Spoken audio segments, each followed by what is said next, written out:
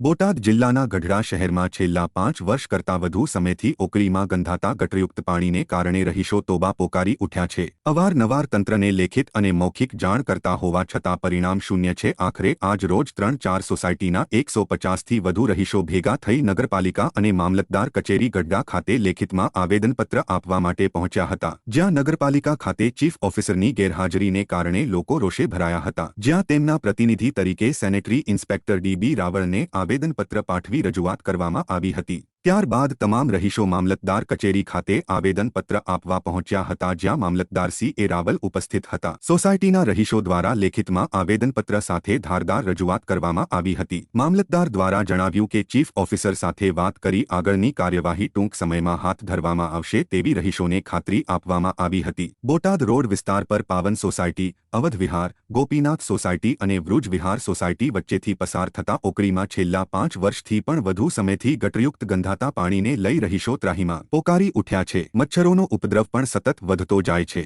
જેને કારણે લોકોનું આરોગ્ય જોખમાય છે, જેને કારણે રોગચાળાના કેસો સતત વધતા જાય છે। ખાસ કરીને બાળકોની તંદુરસ્તી જોખમાય છે। વહેલી તકે આ ગટરયુક્ત ગંધાતા પાણીનો નિકાલ કરવામાં આવે અને ઓકળી તટ પર ગાર્ડ વોલ બનાવવામાં આવે અને સ્ટ્રીટ લાઇટની સુવિધા ઊભી કરવામાં આવે તેવી રહીશો દ્વારા ઉગ્ર માંગ કરવામાં આવી છે। જો આગામી દિન 10માં ઓકળીમાં ગટરયુક્ત પાણીનો નિકાલ કરી સાફસફાઈ કરવામાં ન આવે તો 4 સોસાયટીના રહીશો દ્વારા ગઢડા નગરપાલિકા કચેરીનો ઘેરાવ કરવામાં આવશે તેમ ચીમકી ઉચ્ચારી હતી।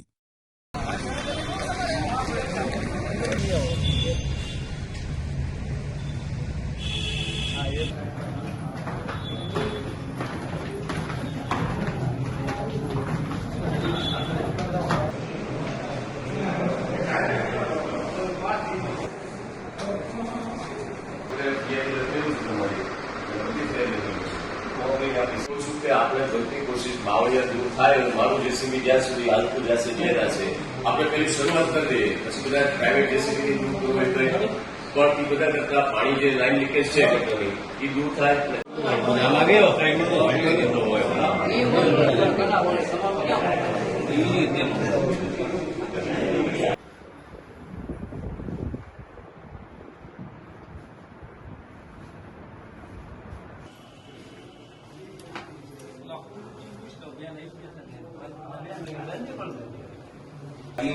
ત્યાં અત્યારે ખુલ્લી ગટર જાય છે, ફોટોગ્રાફર બાવળિયાના ઝૂંડ જામી ગયા, મચ્છરનો એટલો ત્રાસ છે, રેવાતું નથી, દુર્ગંધ એટલી આવે છે આ વિસ્તારમાં। 700 થી 800 પરિવારના આવે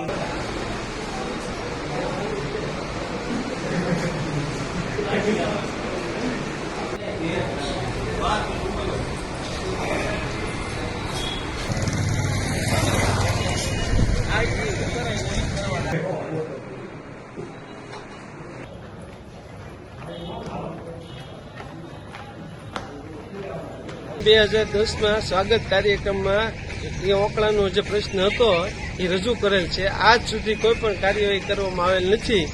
જો હવે પછી કાર્યવાહી કરવામાં નહીં આવે તો ગાંધી ચિંધ્યા માર્ગે ઉપવાસ આંદોલન કરવામાં આવશે। આજે કોને કોને રજૂઆત કરવામાં આવી? આજે ચીફ ઓફિસરને નગરપાલિકામાં રજૂઆત કરવામાં આવી, મામલતદારશ્રીને અત્યારે પ્રમુખના ચાર્જમાં મામલતદાર ઓફિસે રજૂઆત કરવામાં આવેલ છે। ઘણા લાંબા સમયથી રજવિહાર, ગોપીનાથ 4 થી 5 સોસાયટીઓ જે આવેલી છે, સોસાયટીના રહીશોએ વારંવાર લેખિતમાં ગઢડા નગરપાલિકાના ચીફ ઓફિસરને 4 થી 5 વખત લેખિતમાં, 8 થી 10 વખત મૌખિક રજૂઆતો કરેલ છે। તેમ છતાં પણ આ નગરપાલિકાના તાનાશાહ ચીફ ઓફિસર જે અને એમનું તંત્ર કુંભકર્ણની નિંદ્રામાં લોકોના પ્રશ્નોને જે વાચા આપવી જોઈએ તે વાચા આપતું નથી। આ વિસ્તારની અંદર ખુલ્લી ગટરો વહી રહી છે, બાવળોના ઝુંડ જામી ગયા છે અને લોકોના 700 થી 800 પરિવારના આરોગ્ય સાથે ખુલ્લેઆમ ચેડા થઈ રહ્યા છે। તેમ છતાં પણ કુંભકર્ણની નિંદ્રામાં સૂતેલું આ નગરપાલિકાનું તંત્ર જાગતું નથી।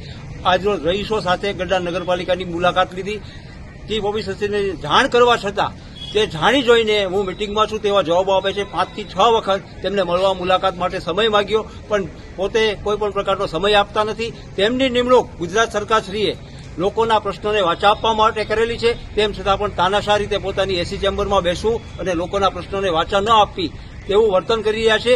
અને ગુજરાત સરકારના જે સત્તા અભિયાનના લીલા ઉડાડી રહી છે આ ગઢડા નગરપાલિકાનું તંત્ર। જો આ બાબતે દિન 10માં કોઈપણ પ્રકારની કાર્યવાહી કરવામાં નહીં આવે તો સોસાયટીના તમામ રહીશો સાથે નગરપાલિકાનો ઘેરાવ કરવામાં આવશે અને ઉગ્ર આંદોલન પણ કરવામાં આવશે, જેવી અમે આજરોજ ચીમકી ઉચ્ચારી છે।